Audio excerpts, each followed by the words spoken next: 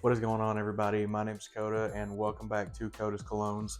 Today, we're going to be looking at and reviewing Jean Paul Gaultier's Ultramale. This one was a hype monster when it was released. It seems like Jean Paul Gaultier does tend to release a lot of hype monsters. The past three or four, between the Male Parfum, Ultramale, Elixir, seems like those all just kind of get hyped up pretty good. And the nice part about what he's been able to do with a lot of his line is a lot of the hype has matched. So that is why this is going to be today's scent of the day. Let's get into it. It is midwinter here in Oklahoma, and for the first time in a while, we've got a pretty good little snowstorm brewed in. And whenever it gets really cold, I like reaching for thick, sweet scents. And to me, that's exactly what this represents. This one is incredibly sweet. It's a very thick fragrance, but it still smells good. Even though this kind of has like a little bit of a sweet, dated vibe to it, it's still really good.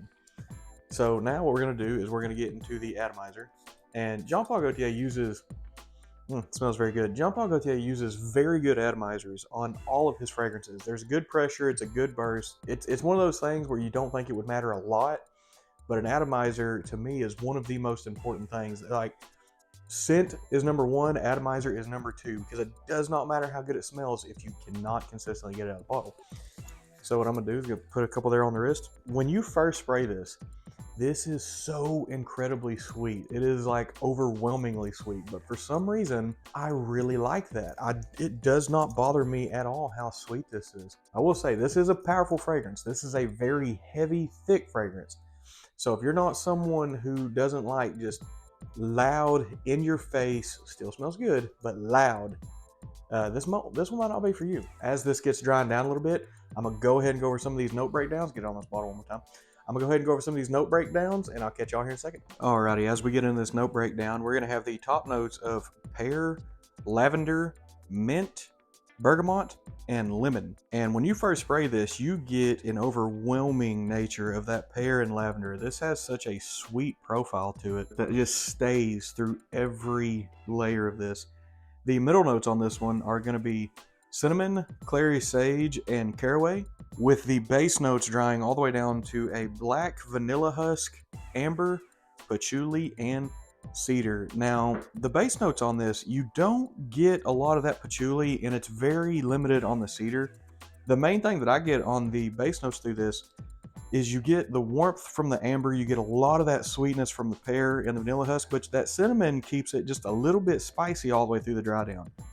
So the main thing you're going to get on this one all the way through the dry down is you're going to get a touch of cedar with a whole lot of sweet, a little bit of that spice, and that's pretty well it. Some of these notes you can't really pick up on the nose, but that's okay because how this thing was blended, still top tier in my book. But let me get y'all flip back around and we'll get in the rest of the breakdown. Alrighty, it has been about 20 to 25 minutes, so I figure that's long enough to wait down time for this one. Plus, I have experience wearing this one, so I can. If it's a new fragrance, I like to give those a little bit longer to dry down, or I'll wear them several times before, just trying to get a good vibe for them. But I've worn this one enough where I pretty well know where this one's at. So as this dries down, it stays incredibly sweet, but it stays a very good fragrance. Because what you're going to get out of this one, and about that 30 to 40 minute dry down mark, pretty much from 40 minutes on, but what you're going to get is warm, it's sweet, it's very inviting, it's got a fruitiness to it. The cinnamon they used in this, the cinnamon kind of bleeds all the way down into the base. You kind of get to some, I think that's what gives it kind of that warm spiciness to it. But the sweetness is cranked way up top. The spiciness, not so much. To me, this has a good, healthy blend of sweet to spice, because some fragrances, they'll use way too much spicy. And as it dries down, it almost stings the nose a little bit, or it kind of makes it a little uncomfortable to wear. This one's not so much. This one has so much sweetness between the black vanilla husk, the pear, and the cinnamon. You get, to me, those are the kind of three, those are like the big three in this one. You get such a sweet with just a hint of that spicy, but it's also still warm in nature. So that's why to me, this is a beautiful winter scent, because it is very warm. It is so sweet. Alrighty, so what we're gonna do now is we're gonna segue into the price and availability of it. All retailers are gonna have this somewhere between, this is the 75 ml bottle. I prefer buying the 75 mils. Looking at a 75 mil, you're probably going to be looking at somewhere around $100. On discounters, though, this one's not heavily discounted, but it's still money saved on discounters. So the average discounter when they have this one in stock is going to be around 70. So you're going to save about 30 bucks off the top of retail, which is always nice. We're about 45 minutes into this now, and it's dried down just a little bit more. And one thing that I forget, that when I wear this, I always forget it happens, is once you get into that extended one, this develops a little bit of a powderiness to it. It stays super sweet, but it also develops like a softness to it. It's still warm, it's still loud. It's not so overbearing that when you first smell it, it's going to be harsh. It's going to hit the nostrils pretty lightly, but it's gonna be a thick smell though. When you first smell it, it's not just gonna walk up and smack you. Like you're gonna smell it. It's gonna kind of roll in after that. Alrighty, so we're gonna get into the performance of this one. Now, longevity wise, this is a very good performer. Just like most of Jean Paul Gaultier stuff, he's real big on performance. All the ones that I have that he makes, they're all solid performers. This one, longevity wise, is somewhere in that 7 to 9 hours. That's around the 5 to 7 spray range. The sillage on this is very good. The sillage is really big. So this one's got a 2 to 3 foot sillage. Depending on if it's really cold outside, you might be able to bump that up a little bit, because this performs a lot better in the cold than it does anywhere else. The projection on this one is also very good. This scent just falls away from you. It pushes forward from you. It falls away from you. The scent wants to travel everywhere. The projection on this is about 2 to 3 foot as well. Like when you wear this scent is going to announce that you are in the room. It's bold. It's big, it's loud, but like I said earlier, even for being a big, loud, super sweet fragrance, it's still not good. It's not going to knock someone's socks off. Like, you can put way too much of this on. Don't get me wrong. You can definitely go way overboard with this. But if you wear a moderate amount to where, like I said, about that 5 to 7, the first 20, 30 minutes, you're going to be big loud. Now, after about 40 to 45 minutes, it's not going to get subtle necessarily, but this will tame down a little bit to where everyone's going to love this. This is mass appealing, but it also smells a little bit different. So yeah, that's part of the reason why I like this one so much. And in my wintertime rotation, this is definitely part of it. Now, I will say, I'm probably going to catch some flack for this. I reviewed and I looked at Aaron Terrence Hughes' Hard Candy Elixir. This smells eerily similar to that. And I'm sure I'm going to get some flack from the ATH group or the Jean Paul group. If I remember back right, Hard Candy Elixir uses like strawberry and oud, stuff like that. There's none of that's in this. This is kind of straightforward. This is cedar, patchouli, pear, vanilla. Like, it doesn't have like a lot of crazy stuff in this. But for some reason, this is giving me hard candy vibes.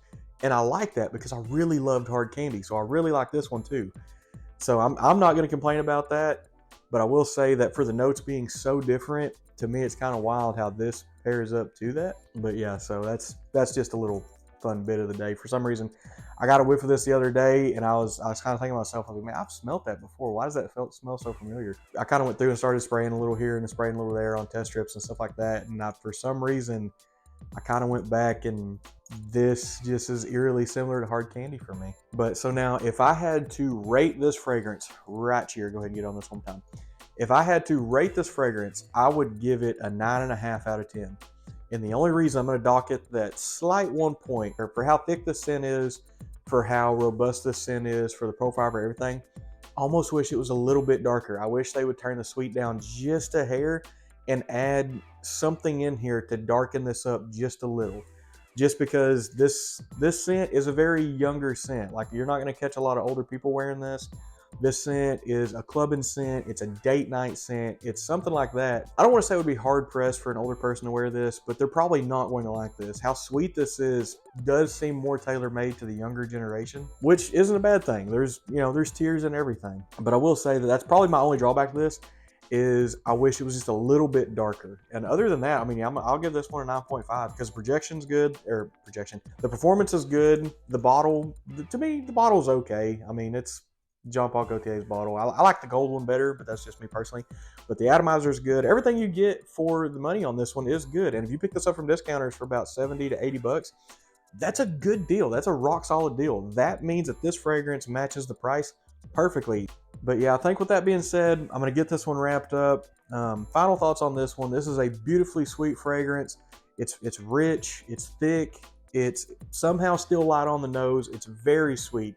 But it's done in such a way that it's playful, it's youthful, and a lot of people's really going to love this. I really like this one. So as I like to say in every video, thank you for everyone who's made it this far in the video, who's watched, subscribed.